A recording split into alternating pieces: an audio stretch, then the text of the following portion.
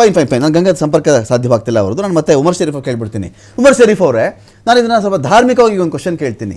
ಈ ರಂಜಾನ್ ಮಾಸ ಶುರುವಾಗುವಂಥ ವೇಳೆಯಲ್ಲಿ ನಿಮ್ಮದೇ ಪ್ರವಾದಿಯವರು ಈ ಉಪವಾಸ ಮಾಡುವುದು, ನೀನೊಂದು ನೀರು ಕೂಡ ಕುಡಿಯುವಂತಿಲ್ಲ, ನೀನು ಸಂಜೆ ಸೂರ್ಯ ಮುಳುಗಬೇಕಾದ್ರೆ ಆ ಸಂದರ್ಭದಲ್ಲಿ ನೀನು ಊಟ ಮಾಡು, ಬೆಳಗಿನ ಜಾವ ಸೂರ್ಯೋದಯಕ್ಕಿಂತ ಮುಂಚೆ ಸ್ವಲ್ಪ ತಿಂದು ನೀನು ಕೆಲಸ ಮಾಡು ಅನ್ನೋದರ ಜೊತೆಗೆ ಮನಸ್ಸಲ್ಲಿ ಬೇರೆಯವನೊಬ್ಬನಿಗೆ ಒಳ್ಳೇದು ಮಾಡುವಂಥ ಇರಬೇಕು, ನೀನು ಬೇರೆಯವರಿಗೆ ಅನ್ನ ಹಾಕುವಂಥ ಗುಣ ಇರಬೇಕು, ಬೇರೆಯವರು ಚೆನ್ನಾಗಿ ನೋಡಿಕೊಳ್ಳುವಂಥ ಗುಣ ಇರಬೇಕು, ದಾನ ಧರ್ಮ ಮಾಡಬೇಕು, ನೀನು ನಿನ್ನ ಸುತ್ತಮುತ್ತಲವ್ರನ್ನ ಚೆನ್ನಾಗಿ ನೋಡ್ಕೊ. ನೀನು ಅದರಲ್ಲಿ ಧರ್ಮ ಬರೆದಿಲ್ಲ ಅವರು, ನೀನು ಬರೀ ಮುಸ್ಲಿಮರು ನೋಡ್ಕೊಳ್ಬೇಕು, ನಿನ್ನ ಸ್ನೇಹಿತರು ಬರೀ ಮುಸ್ಲಿಮರು ಹಂಗೇನು ಬರೆದಿಲ್ಲ ಅವರು.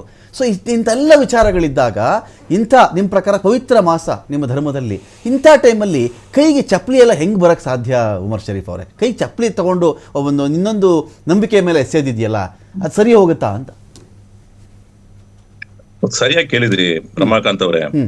ಅಂದ್ರೆ ಪ್ರವಾದಿಯ ನುಡಿಯಲ್ಲಿ ಒಂದು ಮಾತಿದೆ, ಯಾವ ಒಬ್ಬ ವ್ಯಕ್ತಿ ಅವನ ನಾಲಿಗೆ ಮೇಲೆ ಹಿಡಿತ ಇಲ್ಲದೆ ಅವನು ಬೇರೆಯೊಬ್ಬರ ಬಗ್ಗೆ ಅವನು ಮಾತಾಡ್ತಾನೋ ಅವನ ಉಪವಾಸ ದೇವನಿಗೆ ಬೇಕಾಗಿಲ್ಲ ಅಂತ ಪ್ರವಾದಿ ನುಡಿ ಇದೆ, ಪ್ರವಾದಿ ವಚನ ಇದೆ ನೋಡಿ.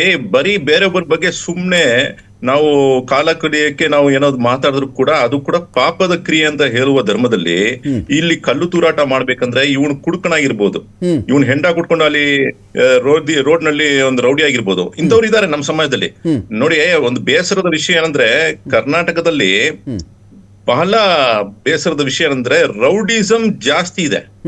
ಆ ರೌಡಿಸಂ ಮಾಡುವಂತವ್ರು ನಮ್ಮ ಸಮುದಾಯದಲ್ಲಿ ಕೂಡ ಜಾಸ್ತಿ ಇದಾರೆ. ಅಂದ್ರೆ ರೌಡಿಸಂ ಮಾಡೋದು ನಿಮ್ಗೆ ಗೊತ್ತಿದೆ, ನಾನೇನು ಹೇಳ್ಬೇಕಾಗಿಲ್ಲ.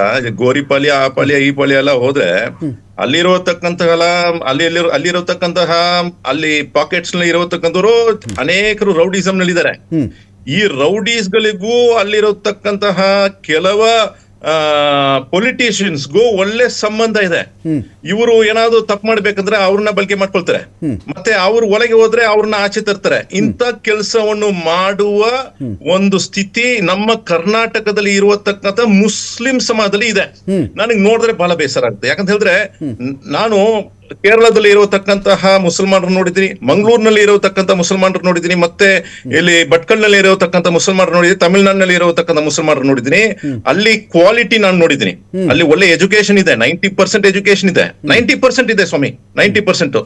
ಆದ್ರೆ ಇಲ್ಲಿ ನೋಡಿದ್ರೆ ಕುಡುಕರು ಮತ್ತೆ ಡ್ರಗ್ಸ್, ಟೂ ವೀಲರ್ ನಲ್ಲಿ ರೈಡ್ಗಳು. ಇವರು ಏನೋ ಧರ್ಮದ ಹೆಸರಿಟ್ಕೊಂಡು ರಾತ್ರಿ ಹೊತ್ತಿಗೆ ಅವರು ಪ್ರಾರ್ಥನೆ ಮಾಡಕ್ಕೆ ಪ್ರವಾದಿ ಹೇಳಿದ್ರೆ ಇವರು ವೀಲಿ ಮಾಡ್ಕೊಂಡಿದ್ದಾರೆ.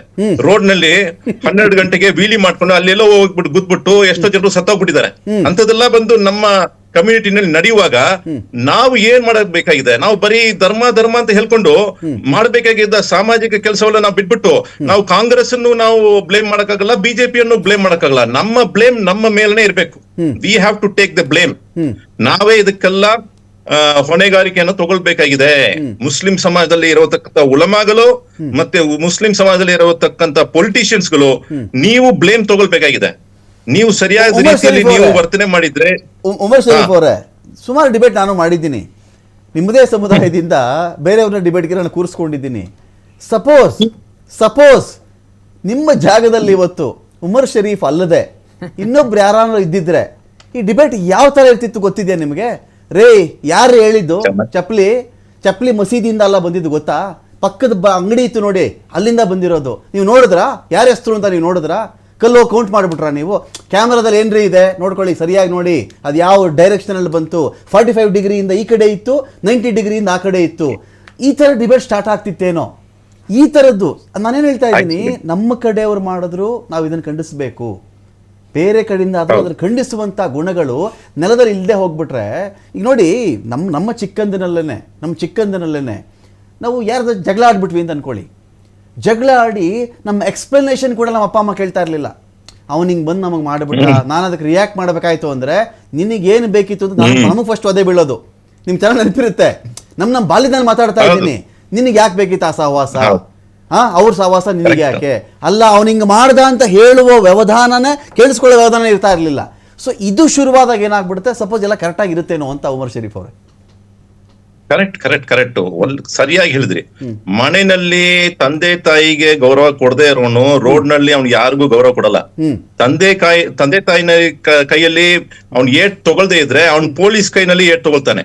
ಅಂತಹ ಒಂದು ಪರಿಸ್ಥಿತಿ ನೋಡಿ. ನನಗೆ ಇವತ್ತು ನಾನ್ ಸುಮ್ನೆ ಮಾತಾಡೋನಲ್ಲ, ಏನೇ ಆದ್ರೂ ರಿಸರ್ಚ್ ಮಾಡ್ಕೊಂಡು ಮಾತಾಡೋನು. ಸಿದ್ಧಾರ್ಥ್ ಗೋಯಲ್ SP ಅವ್ರು ಮಾತಾಡಿದ್ರು. ಅವ್ರು ಬಹಳ ಚೆನ್ನಾಗಿ ಮಾತಾಡಿದ್ರು. ಅವ್ರಿಗೆ ಏಟ್ ಬಿದ್ದಿದೆ, ಅವ್ರಿಗೆ ರಕ್ತ ಗಾಯ ಆಗಿದೆ.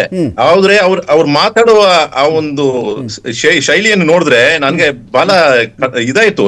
ಅಂದ್ರೆ ಇವ್ರು ಏನೋ ಒಂದು ಸ್ವಾಮೀಜಿ ತರ ಮಾತಾಡ್ತಿದಾರೆ. ಒಂದ್ ರೀತಿ ಶಾಂತವಾಗಿರಿ, ಏನೂ ಆಗಿಲ್ಲ, ಬರೀ ತೂರಾಟ ಆಗಿದೆ, ನಮ್ಮ ಮೇಲೆನೆ ಏಟು ಬಿದ್ದಿದೆ, ಬೇರೆ ಯಾರಿಗೂ ಏನು ಏಟಾಗಿಲ್ಲ, ಎಲ್ಲ ಶಾಂತವಾಗಿದ್ದಾರೆ ಅಂತ. ಅಂತಹ ಒಂದು ಮಾತು ಅವರು ಎಲ್ಲರೂ ಮುಂದೆ ಅವ್ರು ಮಾತಾಡುವ ರೀತಿ ನೋಡ್ಬಿಟ್ರೆ ನನಗೆ ಅವ್ರಿಗೆ ಫಸ್ಟ್ ಗೌರವ ಸಲ್ಲಿಸಬೇಕು. ಸಿದ್ಧಾರ್ಥ್ ಗೋಯಲ್ ಅವರಿಗೆ ನಾವೆಲ್ಲರೂ ಒಂದು ಸಲ್ಯೂಟ್ ಕೊಡ್ಬೇಕು. ಬಿಕಾಸ್ ಅವರು ಅಲ್ಲಿ ಹೇಗೆ ಅದನ್ನ ಟ್ಯಾಕಲ್ ಮಾಡಿದ್ರು ನೋಡಿ, ಸರಿಯಾದ ರೀತಿಯಲ್ಲಿ ಅವ್ರು ಟ್ಯಾಕಲ್ ಮಾಡಿದ್ರೆ. ಇನ್ನ ಮುಂದೆ ಕೂಡ ಅವ್ರಿಗೆ ಇನ್ನೂ ಪ್ರೋತ್ಸಾಹ ನೀಡಬೇಕು. ನಮ್ಮಂತವರು ಅವ್ರಿಗೆ ಪ್ರಶಂಸೆಯನ್ನು ಕೊಡ್ಬೇಕು. ಎಲ್ಲರೂ ಅವ್ರು ಕರೆದು ಅವ್ರಿಗೆ ಪ್ರಶಂಸೆ ಕೊಡ್ಬೇಕು. ಯಾಕಂತಂದ್ರೆ ಈ ಒಂದು ಘಟನೆಯನ್ನ ಸ್ಟೇಟ್ ಲೆವೆಲ್ ಆಗಿ ಅದನ್ನ ಎಕ್ಸ್ಪ್ಯಾಂಡ್ ಕೂಡ ಮಾಡಬಹುದು. ಕೆಲವು ಘಟನೆಗಳನ್ನ ಸರಿಯಾಗಿ ಅದನ್ನ ಸರ್ ಅವರು ಲಕ್ಕಿಲಿ ಸಸ್ಪೆಂಡ್ ಆಗ್ಲಿಲ್ಲ. ಉಮರ್ ಶರೀಫ್ ಅವರೇ ಸಸ್ಪೆಂಡ್ ಮಾಡ್ಲಿಲ್ಲ ಅವ್ರನ್ನ. ಲಕ್ಕಿಲಿ